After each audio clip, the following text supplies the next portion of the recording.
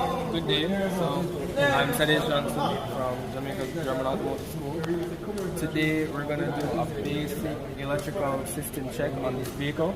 Go through some quick basic components using our multimeter and seeing what is the result of our horn system to be exact. Alright? Alright, so first we're going to just identify the fuse box, fuse and relay box that is. So let's go ahead and pop off the cover and put that to one side.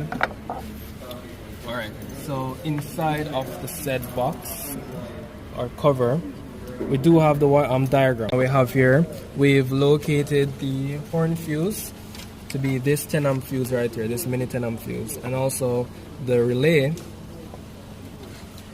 The relay is going to be located right here. Alright, test. Alright, so we have our test light here, so we're going to do a basic check. So the ground's end connected to the negative terminal of the battery. Let's get a good connection right here. Alright, and just for testing purposes, we do have power.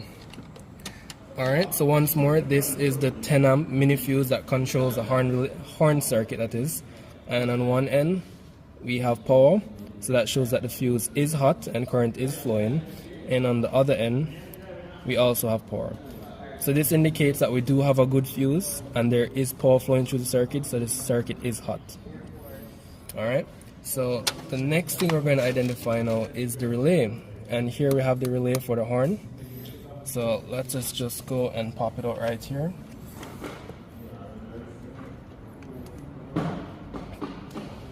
Gone.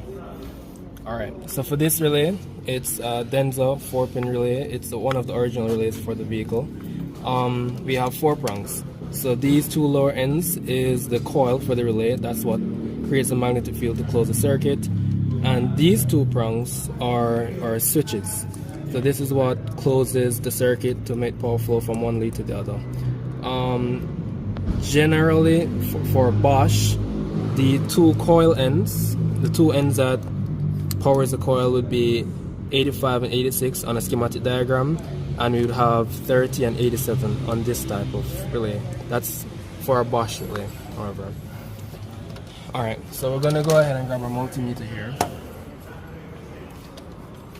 Gonna get our multimeter set up. Alright, so let us carry out a basic check on this relay, and we're gonna start by putting our black negative grounds on our common side. That's for grounds on the multimeter. And for our multifunction, for voltage testing and resistance, are positively connected. Alright, so we're gonna do a resistance test right now on the coil. We're gonna go ahead and carry our multimeter all the way over to the home settings for resistance checks. Now, as we verified before, these 2 ends are what powers the coil for this relay. And let us check it here. And we have 178.7 ohms. So that's 178.7 ohms of resistance to the coil. So this is a good reading for this relay. Alright, so for this relay, it's also a normally open. So in its resting position, the circuit is open. So we should not get any connectivity or any resistance when we check these 2 ends. And as you see, nothing. So we can now proceed to add some power to the coil of the relay and check it again. So let us grab our alligator clips here, which we're going to use to power the relay. Alright, so let's get these attached. So this is a non-polarity type circuit.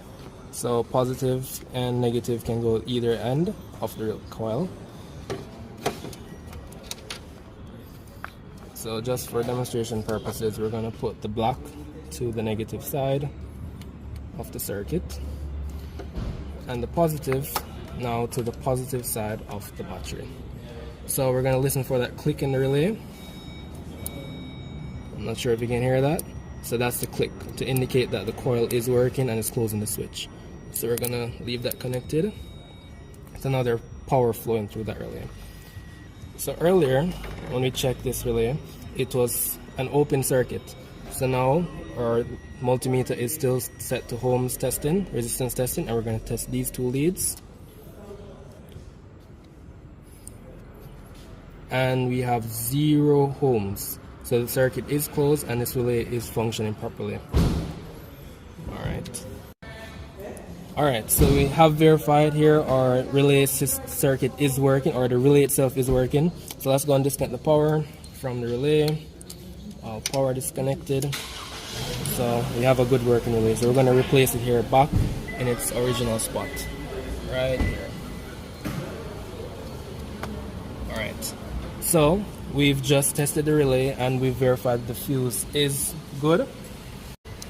Alright, so we're going to grab back our multimeter here, because now we're going to test how much current is flowing through the circuit to the horn. So let's set up our multimeter first. We're going to be using a multimeter. We were at resistance, ohms, testing for ohms. Now we're going to go over to A, that's for amperes or amperage. Or connectors, the black one is going to stay where it is in common, but we're going to move the positive lead over to the amperage side. And if we take a look on the meter, this meter is rated for 10 amps. We do have a tolerance level for it, but this is rated at 10 amps. And our horn fuse is also 10 amps. So we are in spec. Alright, so we have our multimeter here now. It's already set up for testing amperage, the current flowing through the circuit. So to intercept the circuit, because the multimeter has to be connected in series with the load, we're gonna remove our relay. That's our horn relay. And we're gonna take note of how the relay comes out with the pins. These 2 pins are what closes the circuit. So this is our switching terminals. So we're gonna put that there, and we're gonna connect our test leads to the horn circuit, and this should activate the horn. Alright, so it is working. I want us to take a look at the multimeter so we can see how much amps is pulled. So based on that reading, we're seeing an average of 6 amps being pulled from the horns. Alright, so let's go ahead and replace back the relay. Pause there. Alright, so we have checked the relay, we have checked the fuse, we've done some checks, even checking the current going to the horns. Now we're going to do a voltage drop test on these horns. So we're going to go back to the multimeter and set it up. So we're going to move our multimeter from the amperage side and move it back over to our voltage end. Alright, and we're going to carry it all the way over to voltage testing, both AC and DC. But obviously we are working with DC here, and just for a quick check with the battery, we have 12.58 volts. That's good supply voltage. Alright, so let's set up our meter, get it connected. So the first side we're going to do is we're going to do the positive side. Alright, so positive side is connected to the battery, positive, and this is the power side. So this is the positive side that supplies positive voltage to the horn. So we're going to connect it right here. Alright, so now we're going to look at the meter right here, and we have 12.55 volts. This indicates that we are getting grounds through this positive side. So I guess this side of the horn is grounded. Alright, so we are seeing some power here on the meter, because the positive side of the circuit is grounded until the relay sends power to it. Positive power. Alright, so we're going to observe the meter and we're going to do it.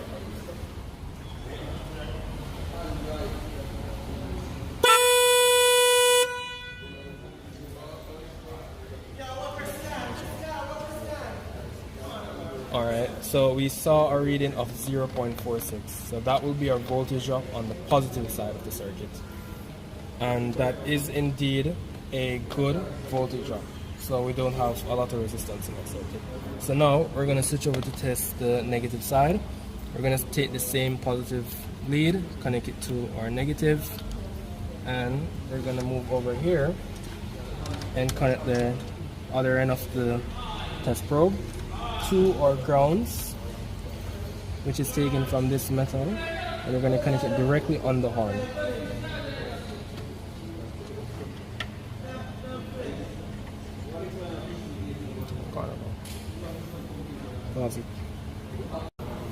Alright, so our connector is connected to the ground negative side and connected to the negative side of the horn, and now we're going to observe the meter and see what goes.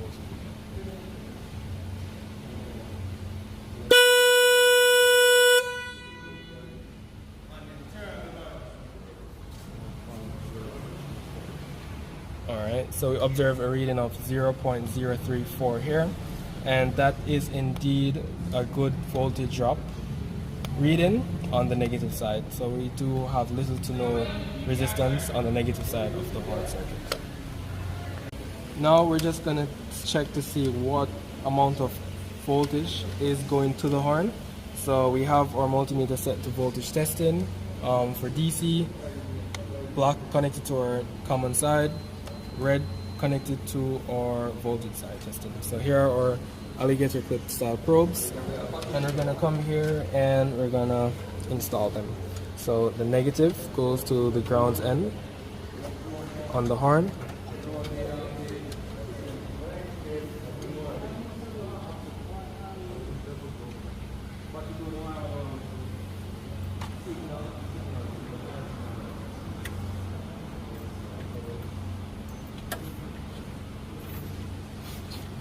Right? And now our positive side connected to our positive end. This wire is our positive power going into the horn. And if we take a look at the multimeter, we have 0 volts, and we're going to go ahead and close the circuit.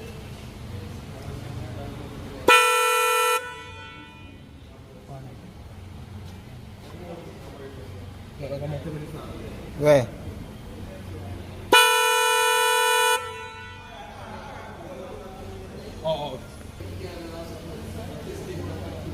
Alright, so we saw 11.6 volts going to our horn here. So that is good voltage. So with this fuse out, this is the horn fuse. This fuse is connected in series with the power side circuit of the horn. Alright? That sends positive power to the horn, closing the circuit. With this fuse disconnected from the fuse box, this is a perfect example of an open circuit.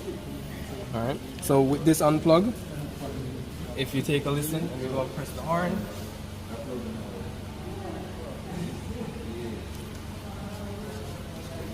we can hear the relay clicking.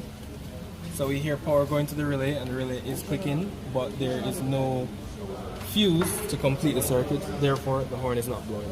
So this is a good example of an open circuit. In other cases, the fuse may be blown, and this would mean there would be a short to ground on the positive side of the circuit.